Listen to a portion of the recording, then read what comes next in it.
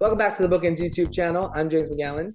I am Jessica Faust. We are literary agents who have taken our popular blog to YouTube to discuss all things publishing. And as the weather gets colder and we're nearing the end of the year, we thought we'd talk about the things that agents might do at the end of the year, but 10 things that we definitely do at the end of the year. Yeah. So we've got a list of 10 things, our 10 priorities as we near the end of December, and we usually take about a 2 to 3 week break at the end of December. So these are all of the things that we're doing from Thanksgiving to that break. It's the mad dash to the finish. So BookEnds closes at least the last 2 weeks of the year, sometimes 3, depending on the way things fall. Beautiful, isn't it? I can't wait. We're not alone, though. A lot of agencies and most publishers also close. Some of them may only close a week. I think we like our time. But for the most part, you'll really see things in publishing wind down as people close their offices to take a break. Yeah, for sure. So we made a little to-do list for the end of the year. We're just going to go through it, talk a little bit about why it's so important at the end of the year, and hopefully to give some context on why you might get a slower response to a query, or you might get less offers of representation during that time. Or why so many agents have closed to queries. I've noticed already that people are announcing that they'll be closed from November 1st to January 1st. And this was back in October when they were making these announcements. Exactly. Yep. Okay, so the number one thing that we're doing is we're trying to finalize any outstanding submissions. Maybe it's just in my head, but there's something about taking a submission from one year into the next year that I try not to do. I want to sell it, close it, move on to something new. I want to start the new year with a fresh submission for me, for editors, for my clients. So our goal a lot of the times is to try and sell or close out any final submissions that we have in the current year. Yeah, and it happens too, right? I think we see a lot of editors feeling the same way. And sometimes we'll see it with option material where editors want to lock in an author on their next books, especially if it's in a series, so that they can go into January feeling like, okay, that's ready to roll. Yeah, and that's not to say that books don't carry over into the new year. They absolutely do all the time. But there's something about the mindset of it all, right? Like starting fresh is always nice. So if we can do it, we try to do it. Yep. The next thing we try to do is finalize as many contracts as possible. For some reason, I feel like there's always a ton of contracts that come through in November, right? They do, right? Because all of a sudden, all the contracts people are like, oh, I don't want this sitting any longer. And I do feel like November, December is when everybody's trying to get those going. And it's a process. So it ends up really bogging us down to get those reviewed and negotiated and submitted to the authors for signature. And yeah, all of that it feels like a lot, but yes. And maybe it's just because it's the end of the year and we're being a little lazy, that just feels like we're getting extra. The next thing we're doing, especially if you're like Jessica and I working in the accounting side of things, is chasing down any outstanding payments or clearing any payments from the year that might have been left over or that we're still sort of working to get out there. So we always want to get our clients paid, and something about the end of the year, like we said, those contracts are coming in, more money is flowing. We want to have clear conscious going into the end of the year. Yeah. I mean, you and I are definitely inbox zero kind of people. We like clean desks. We like to come in from break, and I know we both do this. We leave a little note for ourselves of what we did and what we've got to do. So when we come in January, we're ready to roll. So wrapping all of this up is really a huge part of it. Yeah, and sometimes it feels like, I think we say it every year, it's like, I mean, we're not moving to Mars, right? We're just taking 2 weeks off and we'll come back. And nothing really changes. It's just a couple of weeks. But like we said, there's something about the mindset of starting a new year. You kind of want to get as much done as possible. So that's what we're focusing on. Yeah, and I think with everybody closing, publishers and agencies alike, everybody does this, right? Because they know there's going to be a week or two when the publishers are not sending payments, and they really aren't. So they're trying to get them out on a rush too, so that everybody's getting paid like they're supposed to. Right. The next thing we do, or at least I know I do every year in about December, is I clean up my files. Throughout the year, while we're sending back and forth revision files, I'll save them.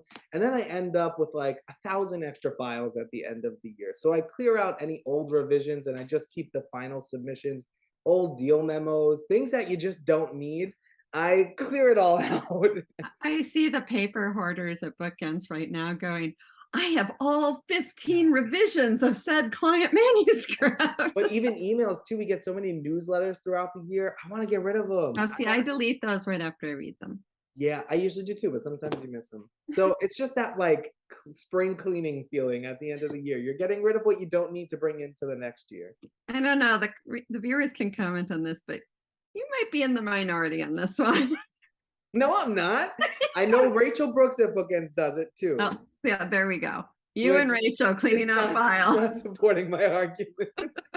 For anyone who doesn't know, Rachel is just as organized and crazy and minimalistic. Both of you are very minimalistic. Right.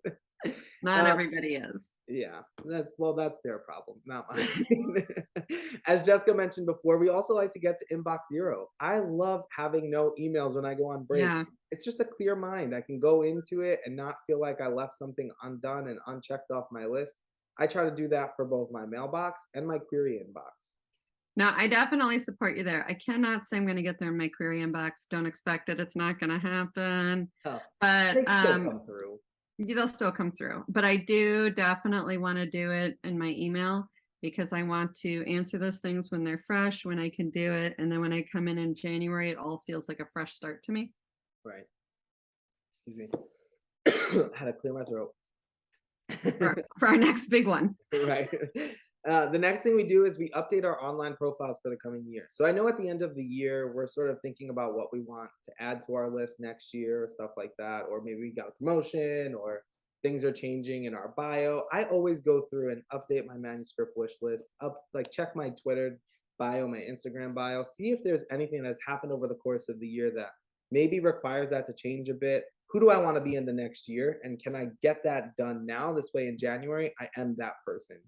I think that's really smart. The website too, which I know you're always on top of. The website is my first place to go to. I'll admit, I don't personally update any other websites.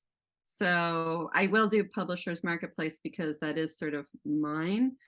But manuscript wish list and any other websites that are controlled by somebody else, I don't update that. But I think this is really good because a lot of authors are coming out in January ready to query, right? So, and a lot of them are going to be doing their research in December. So I want to make sure that whatever they're seeing is what I want them to see, and it's my most current information. I'll also update and review my query manager, the genres I accept, the form, all of that aspect. So when you come to query me, that's all going to be fresh. Both of us do this fairly regularly throughout the year, but it is something at the end of the year I like to polish up. Yeah, for sure. I know we do this, we all do this at BookEnds, but we review our performance for the year that is closing. It's really at least helpful for me, for us, to look back at everything that we've achieved, to celebrate that, to recognize the work that we've done, look at how many sales we've closed, how many clients we've taken on, how many submissions we've been out with, to get a sense of our year in review, because that's incredibly helpful for determining what the next year is, and that's our next bullet point. But getting like a full picture, now that you're at the end of the year, everything is done, getting a full picture of what we've achieved in our career that year. And honestly, celebrate it. Yeah. I mean, this is the time of celebration, right? And I think it's really important to, many times throughout the year, but especially at the end of the year, to celebrate those wins you had, because even if it doesn't feel it, you have wins. You have wins. So I think that's really important. Yeah, and especially throughout the year, it's a lot harder to look back on that. Even when we just close a deal, it's harder to stop and be like, we did that. Yeah. Because we're always concerned about the next one and what we have to do, and our to-do lists are ever growing. So it's the perfect time to sit with each one of those successes. Definitely. And it's super helpful for our next bullet point when we decide on our goals for the following year. Yeah. We at BookEnds, Jessica tells us this all the time, to work backwards. So the way to do that is to look at what we've done in the past and then try and formulate our goals for the next year based on that. If we did X and we want to do Y, how do we bridge that gap? So celebrating that and reviewing our performance is a good way to say, these are the things I did, these are the things I didn't do, and this is how I want to do something different next year. Yeah, and goals can be a lot of things for us, and this should probably be a whole thing, but it's not just what we want to sell or how much we want to sell or facts and figures. It can also be, hey, the market is hot on this and I really want to get into it. So I want to look for more authors who write this certain kind of thing, or I've been inundated with this certain kind of thing, or I have a ton of these authors and I'd like to diversify my list into other kinds of things. So there's a lot of ways we look at it. Also things like work-life balance, how we manage our email, whatever it is, are part of the goals that we look at. Yeah, and this is the best time to do it. Mm-hmm. The next thing that we do is we prep our submissions for January. So like we mentioned earlier, there's a lot that's on submission throughout a year that we try to sort of close what we can. But we're also we usually don't submit from Thanksgiving onwards. So Yeah. we are planning in that time, we're not stopping working. We're planning on what's going to go out in the next month. And it's quiet in December. It's perfect downtime to just sit and have everything organized and ready to go, a submission letter, a submission list. This way in January, it's one less thing we have to worry about. We're ready to go and we can hit the ground running. Yeah, we might even have them scheduled so Yeah. that they're hitting editors' desks exactly when we want them to. We might have them saved as drafts, so when we're ready to send them, it's just a matter of hitting send. But by prepping, we are prepped. We're ready to go so that it's one less thing we have to do in January. That's what it's about. And our favorite one, our final one, is we really take the time off. We recharge, we reset. Not before celebrating. We do go out with a celebration, and then we do all of those things. We unplug. We're not checking email. We're not reading queries. This is a 2-week built-in time for us to just not work and to exist outside of our jobs. And at least here, we think that's really crucial for coming back into a new year and starting the whole rat race over again, but with a fresh mind and feeling focused. So it's something we do every single year. It's time for hot chocolate, fuzzy slippers, books. Sleeping until as late as you want. Yes, books that aren't work, all sorts of those things that feel like a luxury.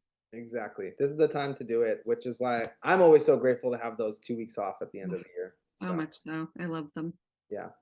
Well, we hope this was helpful, especially as we're nearing that time. At least you understand what an agent's doing on the back end. Look out for next month when we have one on how we start the year. We'll have a list of 10 things that all agents probably do at some point to start the year off. There won't be any hot chocolate or fuzzy slippers. Well, that's an oversight.